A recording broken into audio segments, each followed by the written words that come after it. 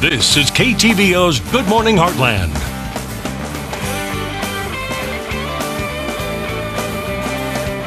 And welcome back. As children across the heartland head back to school nurses are busy reconciling immunization records for their students. And a good number of students will likely be sent to the doctor's office for updates on their shots. Today we have Dr. Justin Puckett from Complete Family Medicine here to talk more about vaccinations. How are you doing? Doing well, thank you. All right, so let's go ahead and start with kindergarten and work our way up. What are shots needed in order to start kindergarten? Well, everybody talks about those preschool shots, and that's done sometime before kindergarten. Sometimes they're done even at 4 years old. So you may find out that, gosh, you take your kindergartner to the doctor, and if they got that, what you need to be looking for on your immunization record for those pre-kindergartners, those kids going into kindergarten, is their 5th DTaP, their 4th polio, and then their 2nd MMR and their 2nd chickenpox or varicella vaccine. And once that group of those 4 is done, and then of course they need to have all of their previous immunizations that work up to that, but that's the set that will get them smooth sailing into kindergarten. All right, so after kindergarten, when's the next time students should get immunizations? Well, don't forget about that flu shot that you need to get every year. But after that, there's not another shot visit until they're 11 to 12 years old. And whenever they get 11, 12, they have, at that point, they will have another tetanus, they will have a meningococcal for the meningitis, and they'll also have, that's the first opportunity to start their HPV vaccinations. Speaking of HPV vaccinations, I heard that it's recommended for girls and boys, so tell us more about that.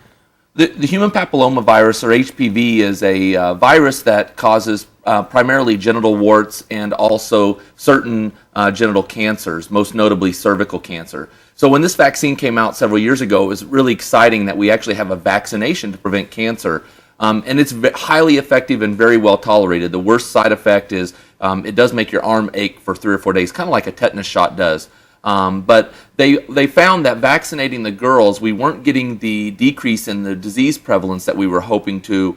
And so they've now broadened it up and opened it up to boys. There are certain penile cancers that are carried by HPV, but those are exceptionally rare, and that's not really the reason why we recommended it for boys. The primary reason is, again, to get that herd immunity. The idea of getting, if you get enough of the people in the population, then the disease will go away. And so, interestingly, one study was done in college students where they monitored sexually active college students for HPV disease, and nearly 90% of the girls in this study had HPV at some time during their 4-year college career. Now, luckily, our body, in many cases, can wipe that infection out on its own, but if it's one of those more virulent or more troublesome types of virus, then it may not get wiped out, and it may then live on to cause those cervical cancers and other problems. And we do want to remind our viewers that this is just a recommendation. This is not a requirement in order to get to school and stuff like that. It is just a recommendation. HPV is just a recommendation. HPV and hepatitis A are the 2 shots in the shot series that we think of as normal shots, but that aren't required by the school at this time. All right. So we just talked about little kids, first day of school and their shots, and then elementary and high school. But I remember going into college, I needed a shot too. So talk about that. Yeah, we used to do a group of shots right before college, but that's gone away now. If at 16, after that 11 to 12-year-old visit, you need one more booster of your meningococcal on or after your 16th birthday, and then you're good until you're 21. So there's no, as long as you've met all those requirements, and then, don't forget that yearly flu shot that we need to get every year. Speaking of flu shot, how's it shaping up to be this year? Well, it's almost time. I mean, we're talking about school starting, and every year it seems like we move the start of our flu immunization season up just a little bit. We're actually expecting our first flu vaccine in the office in about a week or so. So it's going to be an early season to start, which is good. The sooner we get the shot going, the more time the body has to respond.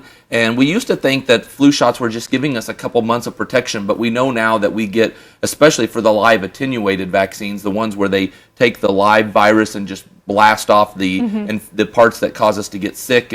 But those vaccines will last even up to a year.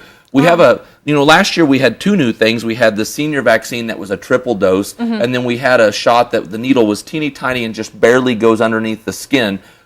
Those two shots will continue this year. The real new exciting thing for this year is a couple of the flu manufacturers are including 4 subtypes of the virus instead of just 2. We've always had two types of the vaccine.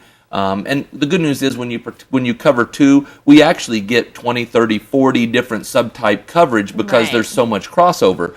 So the hope is, and what the early studies show is that by getting what we call the quadrivalent, or the 4 different vaccine pieces in there, then we're going to get even broader coverage. Interesting. So just a reminder, maybe put that on your checklist, going back to school supplies, make sure you're up to date on all your shots. And what we'll do is we'll post all of this on our website at heartlandconnection.com, as well as link Dr. Puckett's information with Complete Family Medicine. And we'll be right back.